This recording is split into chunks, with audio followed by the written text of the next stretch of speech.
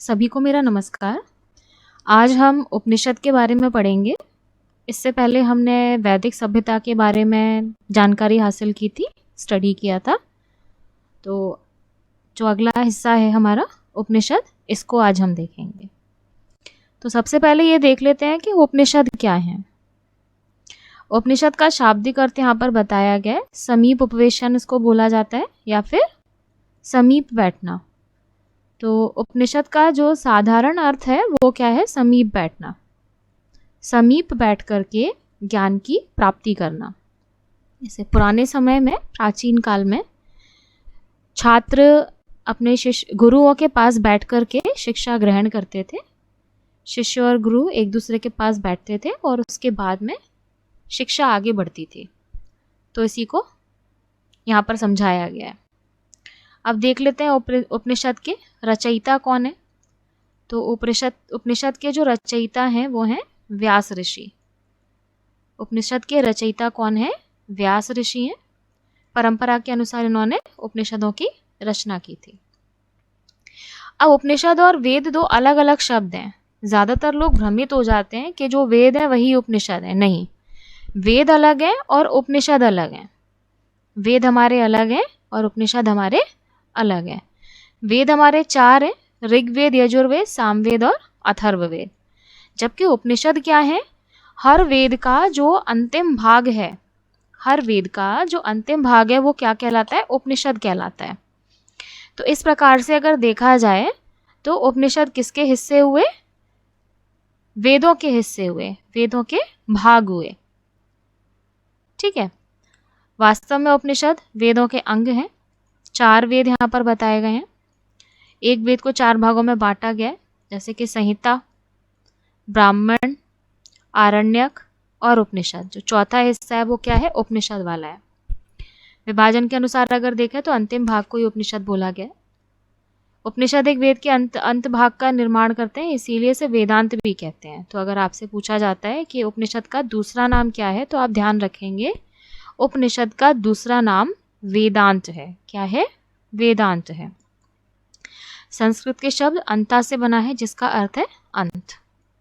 वेदांत शब्द का अर्थ क्या हो गया? एक वेद का अंतिम भाग, एक वेद का अंतिम भाग। वैसे तो देखिए कि उपनिषद जो है वो संख्या में कई सारे हैं, लेकिन हम केवल 13 उपनिषदों को ही महत्वपूर्ण मानते हैं, सबसे ज़्यादा प्रमुख मानते हैं। तो 13 उपनिषद सबसे ज़्यादा ज़रूरी बताए गए हैं। इनमें जो प्रथम उपनिषद है वो कौन सा है? ईशावास्योपनिषद, जिसको बोला जाता है। तो अगर आपसे पूछा जाए कि प्रथम उपनिषद कौन सा है, तो आपका उत्तर क्या होगा? ईशावास्योपनिषद। तो यहाँ तक हमने देखा। अब ऋग्वेद के उपनिषद बारी बारी से देखेंगे कि कौन से ऋग्वेद में कौन सा जो उपनिषद है उसको प्रमुख माना गया। ऋग्वेद के 10 उपनिषद बताए गए हैं।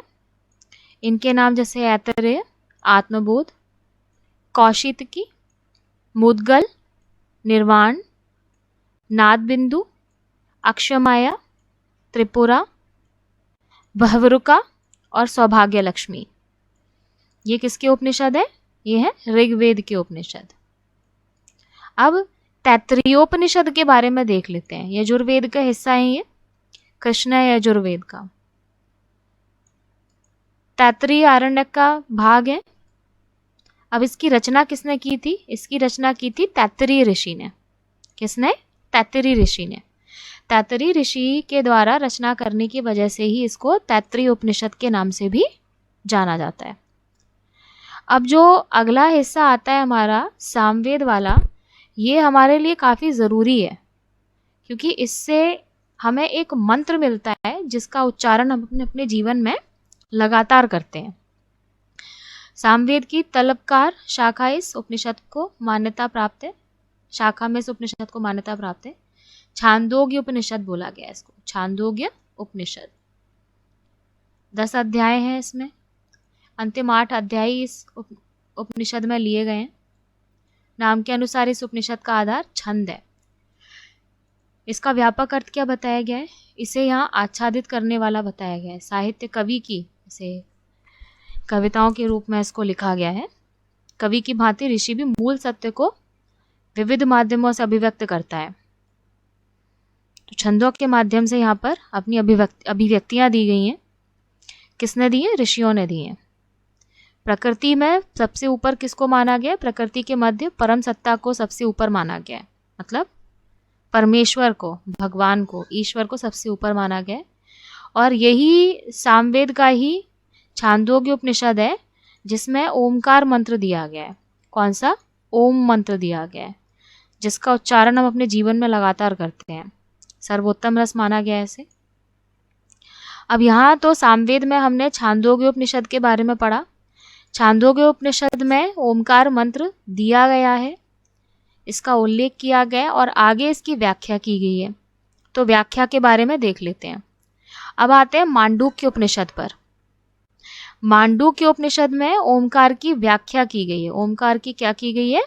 व्याख्या की गई है। ओमकार की व्याख्या की गई है।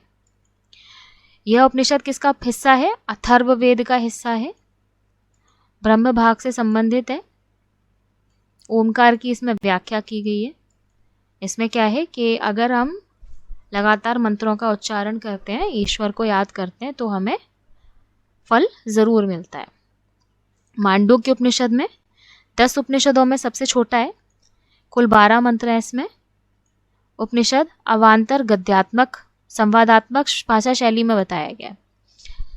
साधारण भाषा शैली है, संवादात्मक भाषा शैली, जिसको आसानी से समझा जा सकता है। छंदों को समझना थोड़ा सा कठिन होता है, लेकिन संवादों को समझना इतना ज़्यादा कठिन नहीं होता, क्योंकि वो सरल भाषा में लिखे होते हैं। तो भाषा शैली कैसी बताई गई है? सरल बताई गई है इसमें। आगे देख लेते हैं। इसमें गायत्री मंत्र के बारे में अब यहाँ दिया गया है। गायत्री मंत्र किस वेद से लिया गया है? ऋग्वेद से लिया गया है। अगर आपसे पूछा जाता है कि गायत्री मंत्र किस वेद से लिया गया है? ऋग्वेद से लिया गया है। गायत्री मंत्र तो ज़्यादातर लोगों को याद ही रहता है, ओम भूर्भुवस्वः तत्सवितुर्वरेण्यम भर्गो देवस्य धीमहि धियो यो न प्रचोदयात्। तो ये जो गायत्री मंत्र है, ये कहाँ से लिया गया है? ऋग्वेद से लिया गया है। माना जाता है कि ब्रह्मा जी के मुख से ये प्रकट हुआ, और ब्रह्मा जी के जो 4 मुख हैं, उसी से माना जाता है कि चारों वेदों की उत्पत्ति हुई है। प्रारंभ में गायत्री मंत्र किसको दिया गया था? सिर्फ देवताओं को दिया गया था। प्रारंभ में गायत्री मंत्र सिर्फ किसको दिया गया था? सिर्फ देवताओं को दिया गया था, और उसके बाद में ये साधारण मनुष्यों के द्वारा प्रयोग में लाया गया। तो ये एक इम्पॉर्टेंट क्वेश्चन भी बनता है। ऋग्वेद के पुरुष सूक्त में अब यहाँ पर वर्णों का जिक्र देखेंगे हम। वर्ण व्यवस्था, हमारा जो समाज है वो कई भागों में विभाजित है। अब ये जितने भी भाग हैं हमारे समाज के, ये अभी के नहीं है, ये बहुत पुराने समय के हैं। बहुत पहले से ये वर्ण व्यवस्था हमारे समाज में चली आ रही है, हमारे देश में चली आ रही है। तो मनुस्मृति में वर्ण व्यवस्था का जिक्र किया गया है ऋग्वेद के पुरुष सूक्त पद्य में। टिप्पणी अक्सर की जाती है इसमें मनुस्मृति में। वर्ण व्यवस्था क्या है? धर्मशास्त्रों में जिसको व्यापक रूप से जाना जाता है, धर्मशास्त्रों में वर्ण व्यवस्था में समाज को 4 वर्णों में या 4 भागों में विभाजित किया जाता है। अब ये 4 भाग कौन से हैं? ब्राह्मण, क्षत्रिय, वैश्य और शूद्र। देखिए ऊपर से नीचे के ऑर्डर में लगाया गया है। ब्राह्मण, क्षत्रिय, वैश्य और शूद्र, इस प्रकार से 4 भागों में हमारे समाज को विभाजित किया गया है। हमारे भारतीय समाज को विभाजित किया गया है। तो कहाँ से लिया गया है? किस में इसका जिक्र किया गया है? मनुस्मृति में जिक्र किया गया है। और ये किसका हिस्सा है? ऋग्वेद का हिस्सा है।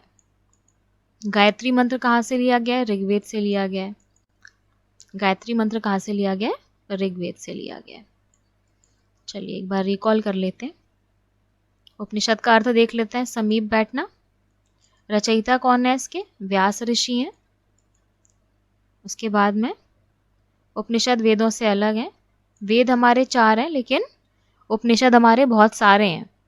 उन सभी उपनिषदों में से 13 उपनिषद को प्रमुख माना गया है। ईशावास्य उपनिषद कौन सा है? पहला प्रमुख उपनिषद है, प्रथम उपनिषद माना गया है इसे। अब अगर पूछा जाता है उपनिषद का दूसरा नाम क्या है, तो उपनिषद का दूसरा नाम वेदांत है, क्योंकि ये वेद के अंतिम भाग होते हैं, इसीलिए इसका दूसरा नाम क्या है, वेदांत है। वेद का अंतिम भाग, वेद का अंतिम हिस्सा। ऋग्वेद में 10 उपनिषद हैं।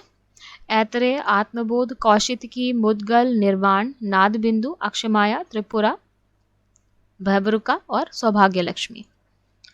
तैत्तरीय उपनिषद की रचना किसने की, तैत्तरी ऋषि ने की थी। तैत्तरी ऋषि के द्वारा इस उपनिषद की रचना करने की वजह से इसको क्या बोला गया, तैत्तरीयोपनिषद कहा गया। तैत्तरीयोपनिषद किसका हिस्सा है, कौन से वेद का हिस्सा है, तो ये कृष्ण यजुर्वेद का हिस्सा है। अगर केवल सिंपल पूछा जाए तो यजुर्वेद का हिस्सा है। कृष्ण यजुर्वेद ना बोले, यजुर्वेद बोला तो भी उत्तर सही रहेगा। अगर ऑप्शन में यजुर्वेद होता है तो यजुर्वेद ही लगाना होगा। सामवेद में देख लेते हैं, ओमकार मंत्र दिया गया है। सामवेद में छांदोग्योपनिषद में ओमकार मंत्र दिया गया है, ओम मंत्र दिया गया है। और इसकी व्याख्या कहाँ की गई है, इसकी व्याख्या की गई है मांडूक्य उपनिषद में। मांडूक्य उपनिषद में इसकी व्याख्या की गई है। अब सामवेद का जो छांदोग्य उपनिषद है और मांडूक्य उपनिषद, उसमें एक अंतर क्या है, ये गद्य रूप में है। मांडूक्य उपनिषद किस रूप में है, गद्य रूप में है, गद्यात्मक रूप में है, संवाद बताए गए हैं यहाँ पर। और ये छंद के रूप में है, यहाँ पर क्या दिए गए हैं, छंद दिए गए हैं, कविताओं के रूप में है। तो इस प्रकार से आज का टॉपिक हमारा कवर होता है। अगर आप मेरे चैनल का और आगे अपडेट लेना चाहते हैं तो मेरे चैनल को आप लाइक और सब्सक्राइब कर सकते हैं, जिससे आपको टाइम टू टाइम आने वाले वीडियोस का अपडेट मिलता रहेगा। और इसी तरह से हम कंटिन्यूएशन में आगे बढ़ते हैं।